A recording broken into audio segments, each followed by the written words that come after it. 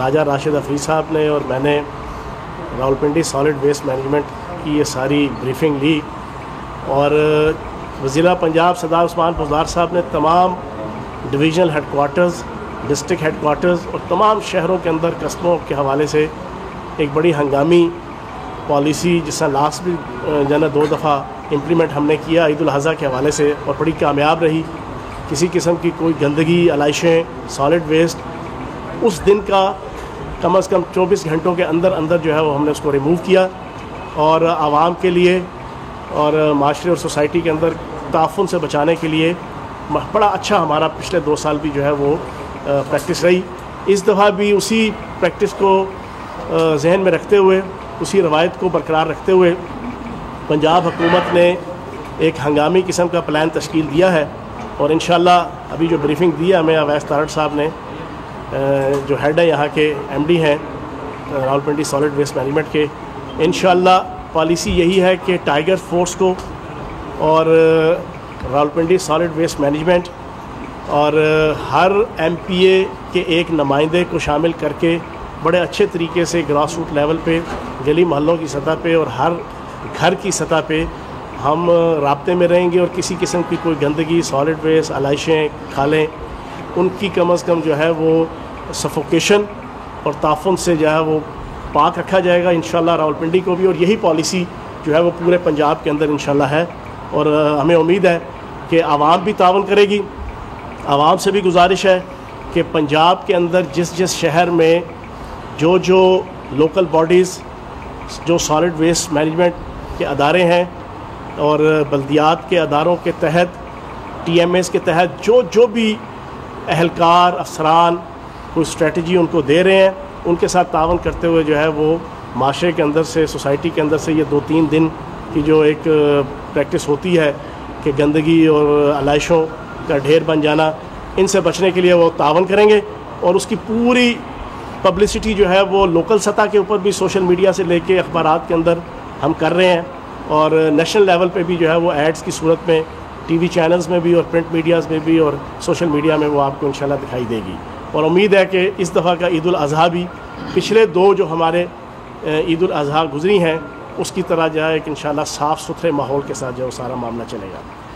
دوسری چیز، کل بلاول زرداری صاحب کی اور شہباز شریف صاحب کی ملاقات مولانا فضل الرحمان صاحب نے ایجنٹ اور بروکر کی حیثیت سے کروائی، حالانکہ دونوں ایک دوسرے سے ملنے کو شاید راضی نہیں تھے اور ایک دوسرے پہ اعتبار کرنے کو بھی راضی نہیں تھے، لیکن مولانا فضل الرحمان صاحب اپنی دیہڑی لگانے کے لیے، جو انہوں نے ایک دیہڑی پچھلے سال لانگ مارچ کی صورت میں لگائی تھی کروڑوں روپے کی، نواز شریف صاحب نے بھی کروڑوں روپے دیے، زرداری صاحب نے بھی کروڑوں روپے دیے، دائیں بائیں سے بھی کروڑوں روپے آگے تھے، اور کچھ کروڑوں روپے انہوں نے رسیدیں چھاپ کے کہ جناب اسلامی نظام نافذ کرنے کے لیے ہم جا رہے ہیں، تو اپنے مریدین سے، اپنے معتقدین سے اور اپنے چاہنے والوں سے بھی اینٹ لیے تھے۔ تو لانگ مارچ تو ناکام ہوا تھا، لیکن مولانا فضل الرحمان صاحب کی ایک اچھی خاصی دیہڑی کروڑوں اربوں روپے میں لگ گئی تھی، اس پہ ان کو بڑا مزہ آیا۔ اب انہیں پتہ ہے کہ اللہ پاک کے کرم سے پاکستان کے اندر اگلے 3 سال وزیر اعظم پاکستان عمران خان صاحب کی حکومت، پی ٹی آئی کی حکومت اپنی مدت پورے 30 کو احتشام کے ساتھ پوری کرے گی، لیکن انہیں وہ چسکا پڑ گیا ہے کہ چلو ان دونوں پارٹیوں کو استعمال کر کے دوبارہ کوئی لانگ مارچ، دوبارہ کوئی تحریک، دوبارہ کوئی جناب کوئی ایسی ایکٹیویٹی کی جائے کہ جس میں ان کو کم از کم کروڑوں روپے کا جو ہے وہ فائدہ مل جائے۔ اب انہیں نظر آ رہا تھا کہ بلاول زرداری صاحب آج سے 1 ہفتہ پہلے بھی لاہور آئے، لیکن شہباز شریف صاحب بلاول زرداری صاحب سے زیادہ سیانے ہیں، اور جتنی بلاول زرداری صاحب کی عمر ہے اتنا تو شہباز شریف صاحب کا تجربہ ہے۔ انہیں پتہ ہے کہ جب پچھلے 5 سال ان کی پارٹی اور ان کے خاندان جو ہے اس کی سیاست کا بیڑا غرق ہو رہا تھا، تو آصف زرداری صاحب اور بلاول زرداری صاحب اس طرح جناب اپنے ہاتھ اپنے بغلوں میں دے کے دور کھڑے تماشا دیکھ رہے تھے۔ اب جب بلاول زرداری صاحب اور آصف زرداری صاحب اور ان کا پورا ٹبر جعلی ٹیٹیاں، جعلی اکاؤنٹس اور اربوں خربوں ڈالرز کی کرپشن میں پھنس گئے اور کیسز اور جے آئی ٹیز اپنے اینڈ پہ پہنچ چکی ہیں، تو اب وہ ان کی ہیلپ لینے کے لیے اور ان کا کندھا استعمال کرنے کے لیے آئے، لیکن ہفتہ پہلے تو شہباز شریف صاحب نے انہیں ٹھیک نہ دکھا دیا. اب مولانا فضل الرحمان صاحب بھاگے بھاگے آئے, ان کی امیدوں پہ جناب اوس پڑ گئی. وہ تو چاہتے تھے کہ دوبارہ ایک دفعہ کھیل تماشا ہو, تو انہوں نے پھر بڑا بھرپور کردار ادا کیا اور کل دونوں کو ملایا. لیکن پریس کانفرنس کے اینڈ میں ساری کی ساری پشتو اور فارسی سمجھ آ گئی ساری عوام کو, جب بلاول زرداری صاحب نے کہا کہ یہ ہے شہباز شریف صاحب, ہمارے سینئر لیڈر, ہمارے بزرگ, یہ تحریک کی قیادت کریں گے. تو شہباز شریف صاحب بھی بڑے تیز تھے, انہوں نے فوراً جواب دیا کہ نہیں جناب, میں نہیں کروں گا. یہ جو بلاول زرداری صاحب ہے نا, یہ ینگ لیڈر ہے, یہ ینگ قیادت ہے, یہ کرے گی. تو میں یہ سمجھتا ہوں کہ وہیں پہ ہی مولانا فضل الرحمان صاحب کی پوری کوششیں جو ہے نا ان کا چھس اور پھس ہو گئی. پورے آخری جو 1 منٹ کی پورا جیسچر تھا جناب میڈیا ٹاک اور پریس کانفرنس کا, نہ بلاول زرداری صاحب شہباز شریف صاحب پہ اعتماد کرنے کو تیار ہے نون لیگ پہ, اور نہ نون لیگ اور شہباز شریف صاحب پیپلز پارٹی اور آلے زرداری کے اوپر اعتماد کرنے کو تیار ہیں. دونوں ایک دوسرے کو استعمال کرنے کی ناکام کوشش کر رہے ہیں. اور اے پی سی اتنی کھیل لی انہوں نے 2 سالوں میں کہ اے پی سی ہی بدنام ہو گئی ہے. اے پی سی ہاتھ جوڑ کے ان سے گزارش کر رہی ہے, خدا کا واسطہ ہے میری جان چھوڑو اور کوئی اور چیز پکڑو, کوئی اور نام پکڑو. آپ نے دیکھ لیا کہ مولانا فضل الرحمان صاحب 73 کے آئین کے تناظر میں 74 اے پی سیز تو پچھلے 2 سالوں میں کر چکے ہیں. سمپل بغض, کینہ اور اناد ہے وزیر اعظم پاکستان عمران خان صاحب سے اور پی ٹی آئی سے, جو سکون کی نیند سونے نہیں دیتا مولانا فضل الرحمان صاحب کو, سکون کی نیند.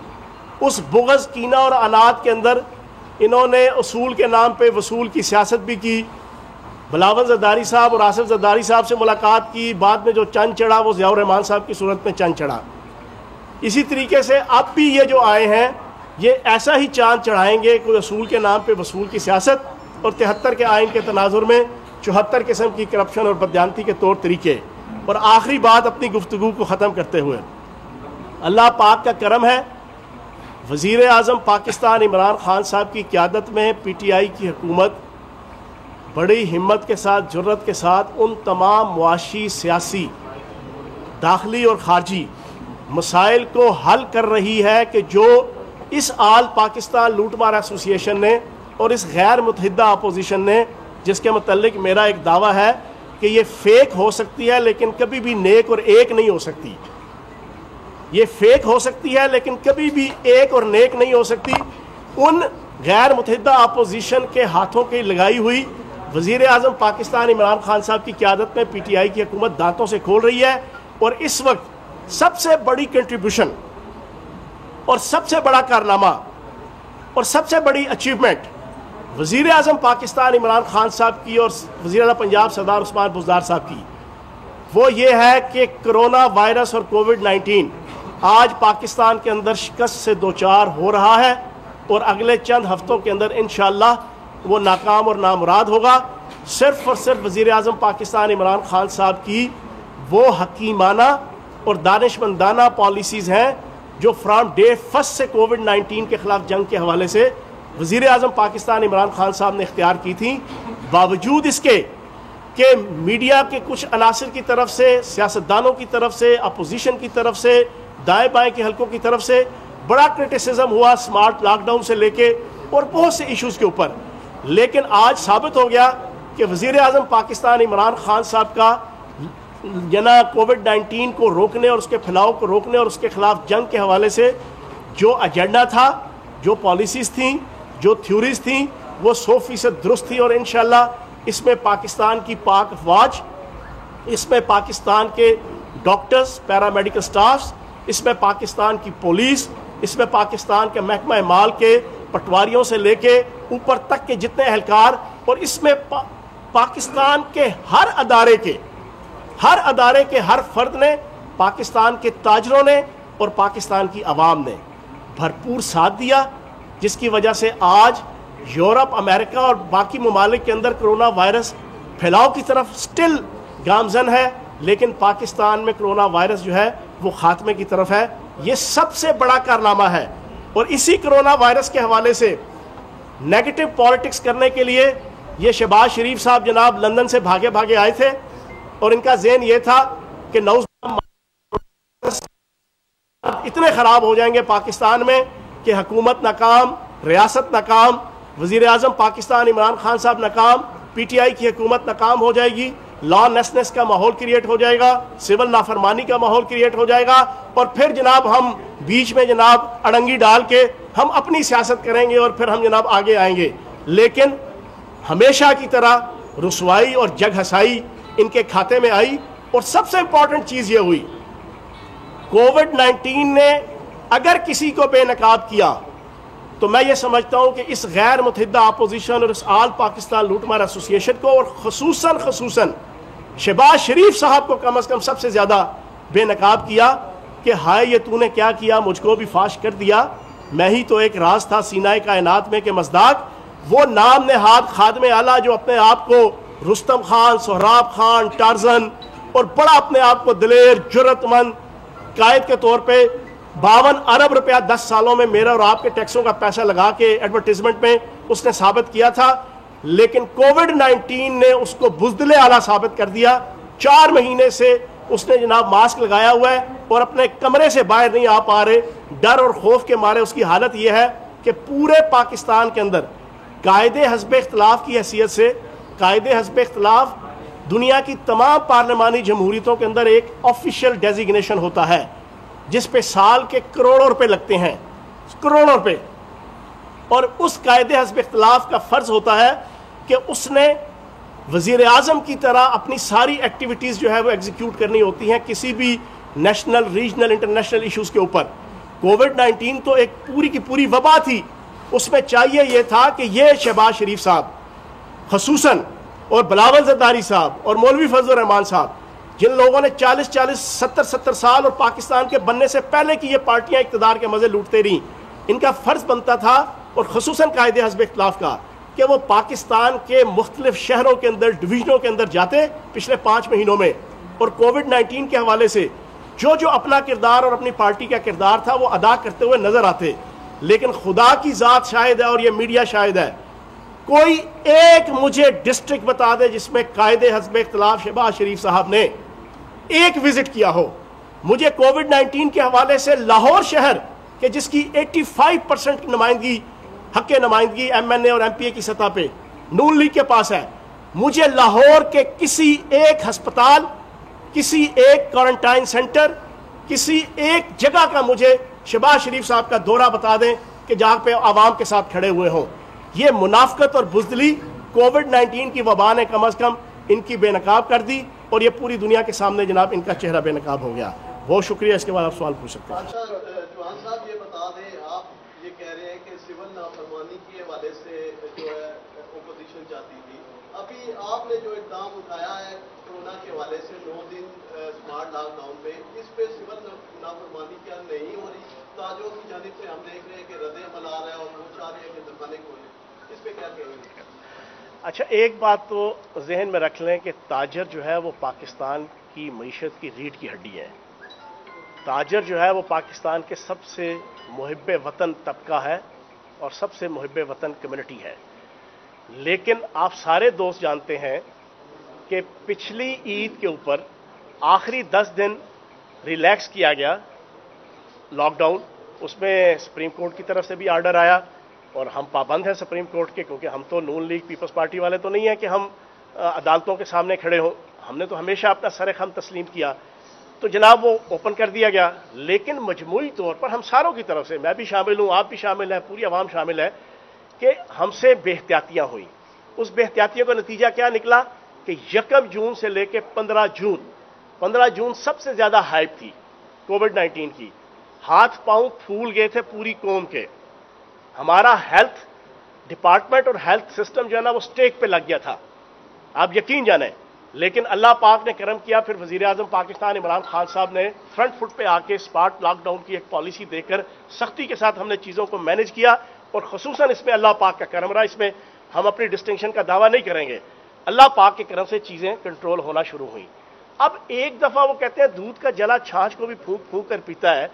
ہم اینڈ پہ ہیں، یہ آخری جنگ ہے انشاءاللہ کووڈ-19 کے خلاف، جس میں تاجروں نے فرنٹ فٹ پہ آ کے پازیٹیو رول پلے کیا ہے. اب میری گزارش یہ ہے کہ یہ آخری ایک آدھ جنگ ہے، اس کو ہم صبر کے ساتھ برداشت کر لیں گے تو اس میں فائدہ ہے. خدا نہ خواستہ عید کے بعد دوبارہ ہائپ کریٹ ہو گئی تو ابھی تو 8 دن کا ہے، پھر اگلے 8 مہینے میں پھر پریشانی آ جائے گی. تو کیا اگلے 8 مہینے 4 مہینے 3 مہینے آپ کے کاروبار بند ہوں؟ وہ فیزیبل چیز ہے کہ آپ 8 دن کے لیے چیزوں کو برداشت کر لیں؟ صاحب یہ بتائیں کہ بالکل ٹھیک کیا آپ نے، ہونا چاہیے پابندی، لیکن گورنمنٹ ہے، گورنمنٹ ماں کا درجہ رکھتی ہے، اسٹیٹ جو ہے. کیا وجہ ہے کہ آپ نے ان تاجروں کو ٹیبل پہ بٹھا کے ان کو اعتبار میں نہ لے کے یہ کام کیوں کیا؟ نہیں، ایسی چیز نہیں ہے.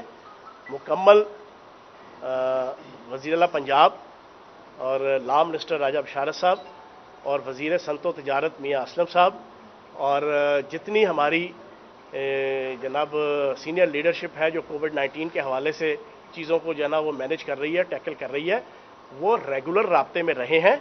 اور اس میں بھی انشاءاللہ میں نے آپ کے سامنے رکھ دی بات کہ اللہ پاک کرم کرے گا. 4 مہینے جو ہم نے پابندیاں برداشت کرنی ہے وہ اگر ہم 8 مہینے کر لیں گے، اور اس میں بھی 50% کے قریب کاروبار کو تو ریلیف دیا ہوا ہے ابھی بھی، کھانا پینا گروسری ساری چیزیں. تو انشاءاللہ ہم سارے مل کے جناب یہ بتائیے گا کہ جس عوام کا ووٹ لے کے آپ اسمبلیوں میں بیٹھے ہیں، یہاں بات چیت کر رہے ہیں، اس عوام کو ریلیف کب ملے گا؟ 2 سال آپ کی حکومت مکمل ہونے کو ہے، پچھلوں نے یہ کر دیا. عوام کو یہ نہیں چاہیے کہ اس کی ملاقات اس سے ہو رہی ہے، لوگوں کو ریلیف چاہیے. یہاں روز آٹا چینی اور پیٹرولیم مصنوعات کا بحران ہو رہا ہے. ناکامی ہے یا آپ کے خلاف سازشیں ہو رہی ہیں؟ دیکھیں بات یہ ہے، میں تو اکثر کہتا ہوں کہ ایک چھوٹا سا میں نے ایم اے اکنامکس کیا ہوا ہے اور 40 سال سے سیاسی کارکن ہوں، تو اس وجہ سے ایک پولیٹیکل اکانومسٹ کی حیثیت سے میں آپ کو ایک چیز بتا دوں کہ کسی بھی اکانومی کے اندر بوم یا ریسیشن، کسی بھی اکانومی کے اچھے یا برے حالات، یہ دنیا کے کسی اکانومسٹ سے پوچھ لیں، کسی تھیوری کو پڑھ لیں اکنامکس کی، اکانومی کی، کسی کے اسکالر کی جناب آپ تھیوری پڑھ لیں، وہ 2 3 4 سال کی پالیسیوں کی وجہ سے نہیں آتی. نہ بوم آتا ہے، نہ ریسیشن آتا ہے، نہ اچھے حالات آتے ہیں، نہ برے حالات آتے ہیں. کم از کم 10 سے 20 سال کی جو پالیسیز ہوتی ہیں، اسٹریٹجیز ہوتی ہیں، اکنامیکل ڈیسیجنز ہوتے ہیں، اس کی بنیاد پہ بوم بھی آتا ہے اور ریسیشن بھی آتا ہے. تو آپ اگر یہ کہیں کہ محض 2 سال کی فیصلوں کی وجہ سے، یہ آپ کا پچھلے 40 سال سے عموماً اور خصوصاً 10 سال جو میثاق جمہوریت رادہ آؤ مل کے کھائیں آدھا آدھا والا سسٹم تھا، اس میں آپ کے قرضے، میں چھوٹی سی آپ کو مثال دے دوں. پہلے 6 مہینے کے اندر پاکستان کی حکومت $10 ارب عالمی مالیاتی اداروں کو دینے کی پابند تھی، جو پچھلے جناب چھوڑ کے گئے پہلے 6 مہینوں کے اندر. اور صورتحال یہ تھی کہ آپ کا کوئی ادارہ پروفیٹیبل نہیں چھوڑ کے گئے. پی آئی اے خسارے میں، ریلوے خسارے میں، سٹیل مل بند، کارپوریشن ساری بند. پنجاب کے اندر آپ کے جتنے metro project, orange line train projects, یہ سبسڈیز کے ساتھ سالانہ آپ کے 10 سے لے کے 40 ارب روپے کی جناب سرکار کی طرف سے پیسہ، اور ایک 1250 ارب روپے کا جناب پنجاب حکومت صرف مقروض چھوڑ کے گئے. 1250 ارب روپے کی، جو 2007 کے اندر 8 کے اندر چودھری پرویز لائی صاحب 125 ارب روپے کے پروفٹ میں اس نام نہاد خادم اعلیٰ کے ہاتھ میں دے کے گئے تھے. 125 ارب روپے کے پروفٹ میں. یہ میں اپنی طرف سے بڑکیں یا نعرے نہیں مار رہا یا پولیٹیکل سٹیٹمنٹ نہیں دے رہا، یہ 100% فیکچوئل بات بتا رہا ہوں. یہ 125 ارب روپے کا منافع بخش پنجاب، بیچ میں 600 800 ارب کا قرضہ اسٹیٹ بینک سے ری شیڈیول کروانے کے باوجود 1250 ارب روپے کا پنجاب صرف مقروض چھوڑ کے گئے. آپ مجھے بتائیں کہ ان سارے حالات کے اندر پھر اوپر بیچ میں آ گیا کووڈ-19. تو ان حالات کے اندر ہم ان کی ہاتھوں کی لگائی ہوئی دانتوں سے کھول رہے ہیں، اور اللہ پاک کا کرم ہے، کووڈ-19 جو جیتی ہے اس کی جنگ اور جیتنے کے قریب ہے. میں یہ سمجھتا ہوں کہ سب سے بڑی ڈسٹنکشن تو اس حکومت کی یہ ہے. پھر دوسری ڈسٹنکشن کیا ہے؟ وہ $10 ارب جو میں نے آپ کو کہا جو پہلے 6 مہینے کے اندر دینے کے پابند تھے، ہم نے وہ $10 ارب پے کیا. اس کے بعد بھی ہم نے کئی 100 ارب روپے ہیں جو 2 سالوں کے اندر ان کے لیے ہوئے قرضے ابھی واپس کرنے لگے ہوئے ہیں. تو انشاءاللہ بیغام رہیں. 50 اوور کا میچ ہے، اس 50 اوور میں سے ابھی ایک منٹ اس میں سے 20 اوور کا میچ ہوا ہے، 30 اوور کا 3 سالوں کا بقایا ہے. تو انشاءاللہ بیغام رہیں، جانا جیتیں گے انشاءاللہ. جی ستی صاحب اس کے بعد آپ یہ بتائیے، جی صداقت صاحب یہ بتائیے گا کہ آپ اپنی نیکی عوام سے خفا کیوں ہیں؟ آخری پریس کانفرنس آپ نے کی فروری میں، اس کے بعد الحمدللہ آپ کا یہ چہرہ مبارک ہم آج دیکھ رہے ہیں. دوسرا راشد حفیظ صاحب ساتھ بیٹھے ہیں، ان کے بارے میں یہ بہت مشہور ہے کہ یہ نہ کسی کا فون لیتے ہیں، نہ کسی کا فون کرتے ہیں، اور نہ ہی کسی سے رابطہ رکھتے ہیں. آگے جو ہے بلدیاتی الیکشن آ رہا ہے، بہت جلد ہم دیکھ رہے ہیں. آپ کی جو پروگرس ہے وہ صرف اور صرف ٹائیگر فورس ہے 2 سالوں کے بعد، جس کا کوئی رزلٹ پتہ نہیں کیسا نکلے گا. اور دوسرا ہم ترقیاتی کاموں کے حوالے سے بھی اگر دیکھیں، شہر میں تو صرف لال حویلی کی سیاست ہمیں نظر آتی ہے، ہر جگہ لال حویلی کے علاوہ ہمیں کہیں پی ٹی آئی کی سیاست نظر نہیں آ رہی. آپ نے سوال پوچھا، اچھا سوال پوچھا، لیکن آپ کی اطلاع کے لیے عرض ہے کہ راشد حفیظ صاحب یہاں پر ہر وقت موجود ہوتے ہیں. میں کیونکہ جناب وزیر اطلاعات یا نا کسی بھی حکومت کا وہ کہتے ہیں شیر پہ سواری ہوتی ہے. آپ گھوڑے پہ سواری کر سکتے ہیں، اونٹ پہ کر سکتے ہیں، ہاتھی پہ کر سکتے ہیں، لیکن شیر کی سواری بڑی مشکل ہوتی ہے. ایک تو شیر کی سواری بڑی مشکل ہوتی ہے، اس کے لیے بڑا ٹائم وقت دینا پڑتا ہے. تو میں تو لاہور ہوتا ہوں، لیکن لاہور کے باوجود پی 17 کے اندر گیس کا ایشو کہ جو آپ کا یو سی 21, 22, 23, 24, 70, 71, 72, 73, 74 یہ 8 یونٹ کونسلیں جو آپ کی کشمیر ہائی وے کے ساتھ ریلیونٹ ہیں. 40 سال ہو گئے تھے، 80% جناب وہاں پر گھروں میں گیس نہیں آتی تھی. 2 سالوں کے اندر 80% گھروں کے اندر جناب اس وقت اللہ پاک کے کرم سے گیس آ رہی ہے.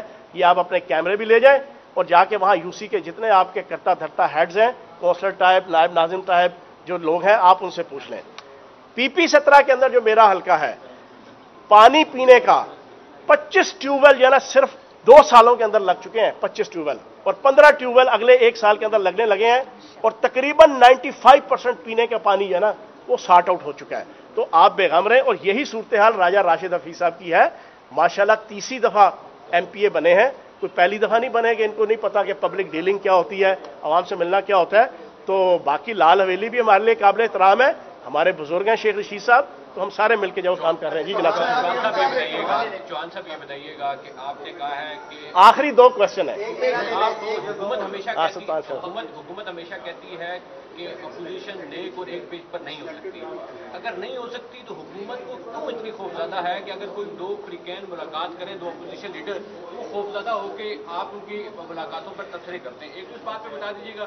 دوسرا یہ بتائیے گا کہ آپ کو بہت زیادہ تھریٹس مل رہے ہیں، اس حوالے سے وہ تھریٹس دینے والے کون عناصر ہیں؟ کیا آپ اس کے خلاف آپ نے کوئی پولیس پہ کارروائی کروائی ہے؟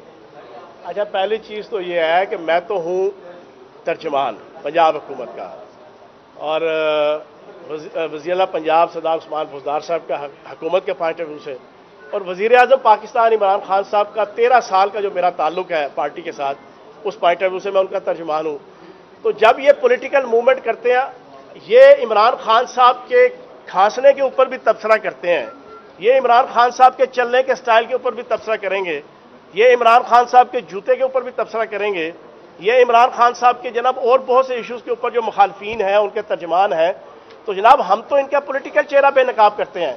ہم بتانا یہ چاہتے ہیں کہ یہ 3 آج جو میں نے آپ کے سامنے رکھا کہ یہ جو کرپشن کی خوبصورت سی 3 بندوں کی ٹرائکا ہے نا، بلاول زرداری، شہباز شریف اور مولانا فضل الرحمان، ان ٹرائکا کا اصل آبجیکٹو کیا ہے؟ یہ ہمارا فرض بنتا ہے، باقی لوگوں کا بھی بنتا ہے اگر پی ٹی آئی کے وزیر مشیر ہے، لیکن میرا تو ایسا ترجمان کی حیثیت سے بنتا ہے کہ ان کا چہرہ بے نقاب کروں. باقی اللہ پاک کا کرم ہے. جو آپ نے دوسری بات کی ہے، اپنی زندگی کا مشن ہے.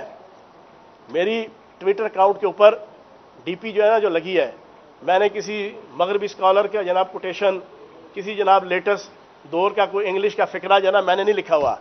میں نے لکھا ہوا ہے جیو علی کی طرح، شہید و حسین کی طرح.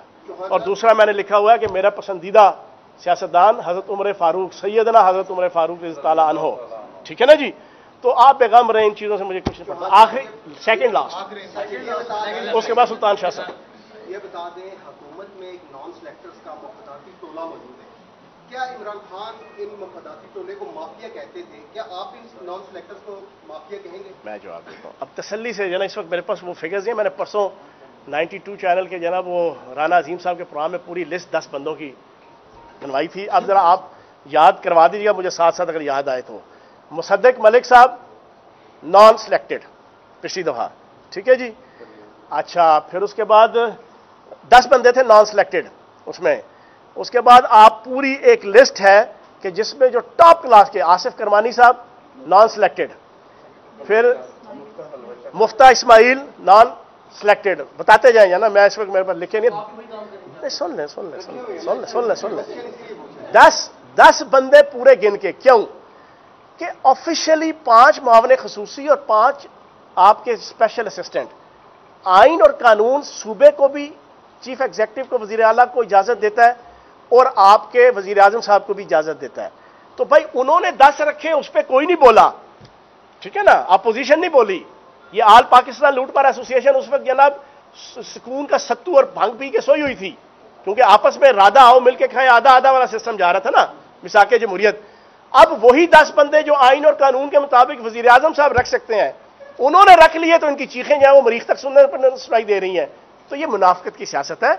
आइन और कानून के अंदर 5 ये और 5 वो रखने की सूबे में भी अप्रूवल है, इजाजत है, और वफाक में। आखिरी सुल्तान शाह साहब, ये बता दें सुल्तान गुलजार साहब, आपने न्याब के हवाले से पार्लियामेंट की कमेटी भी काम कर रही है, तो क्या न्याब में तरामीम वाकई हो जाएंगी?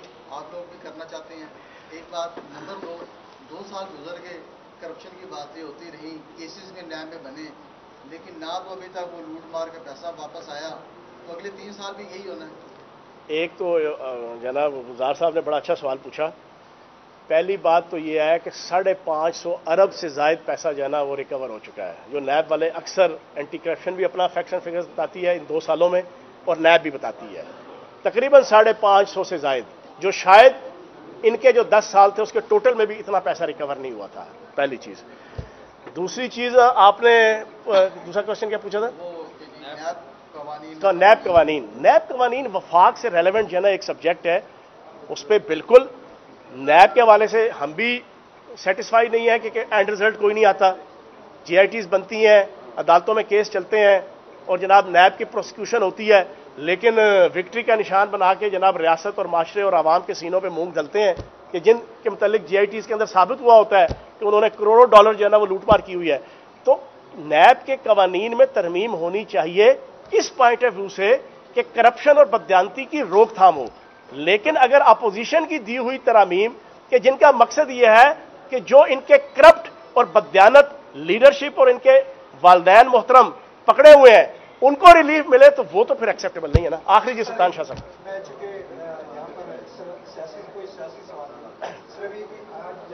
मीडिया नुमाइंदान यहाँ पर मौजूद हैं, रिपोर्टर्स हैं, कैमरास हैं, इंजीनियर्स हैं, ड्राइवर्स हैं, ये सब जो है मीडिया से रिलेटेड है। और इससे पीछे जो आपकी ये प्रेस कॉन्फ्रेंस जो नशर कर रहे हैं वो भी तकरीबन 50-60 लोग हो गए हैं, करीब कोई 100 से ज्यादा लोग जो है आपकी एक सिंगल बंदे की प्रेस कॉन्फ्रेंस जो है यहाँ से रिलीज कर रहे हैं। अब इसमें से 80 बंदे ऐसे हैं जिनको जो है कई माह से तनख्वाहें नहीं मिली और कई माह से उनको कटौती के साथ तनख्वाहें मिल रही हैं। या तो इसी तरीके से बेरोजगारी का ये आलम है कि अदारे जो है जरा सी कोई मुतालबा करने पर उनको थ्रेट करते हैं जी कि आप नौकरी छोड़ दें। अखबारात का ये हाल है, टीवी चैनल्स का ये हाल है। आप चूंकि सूबाई वज़ीर इत्तलात है, मैं ये सिर्फ आपकी नोटिस पे ये चीज़, ये ना सुल्तान शाह साहब ने बड़ी ज़बरदस्त बात की है। देखें, मैं 40 साल से सियासी कारकुन हूँ, 10 साल से मीडिया पर्सन हूँ एक जना, और 2 साल से मिनिस्टर हूँ इंफॉर्मेशन। मैंने देखा ये बड़ा जुल्म है, यकीन जाने इतना जुल्म है कि 10,000 की तनख्वाह, 20,000 की तनख्वाह, 40,000 की तनख्वाह का जो वर्किंग जर्नलिस्ट है, कैमरामैन है, उसकी तनख्वाहें रोकी हुई हैं, और 5-5 लाख और 30-30 लाख लेने वाले जो मुलाजमीन हैं उनको तो आप रेगुलर तनख्वाहें दे रहे हैं। मैं तो अपने सेंटीमेंट्स बड़े वाजे रखूंगा टीवी चैनल के मालकान के लिए भी और अखबारात के मालकान के लिए भी, कि खुदा का वास्ता है ये जुल्म और जबर जो है ना, ये अल्लाह पाक के यहाँ भी इसका जवाब देना पड़ेगा। दूसरा, ये प्राइवेट सेक्टर है। देखें सुल्तान शाह साहब, मेरे पास आप नहीं, मेरे पास लाहौर से भी हर तीसरे दिन ये चीज़ें आती हैं। अपने एंड से मैं कोशिश भी करता हूँ। एक दफ़ा फिर मैं इस पर बड़ा, अभी ईद के बाद हम प्रॉपर इंफॉर्मेशन डिपार्टमेंट की तरफ से लेटर लिखेंगे कि अगर किसी ने तनख्वाहों के हवाले से कोई इस किस्म की बेज़ाब्तगी इंतहाई सीवियर किस्म की है, तो हम एड्स के हवाले से कुछ चीज़ों को फिर मैनेज करने की कोशिश करेंगे, तो फिर कल गिला ना करें। तो मेरी आखिरी फिक्रा यही है कि कम से कम इस ईद के मौके के ऊपर टीवी चैनल्स के जो मालकान और अखबारात के मालकान हैं वो कम से कम तनख्वाहों का कुछ ना कुछ पोर्शन जो है ना वो रिलीज़ करें। बहुत शुक्रिया।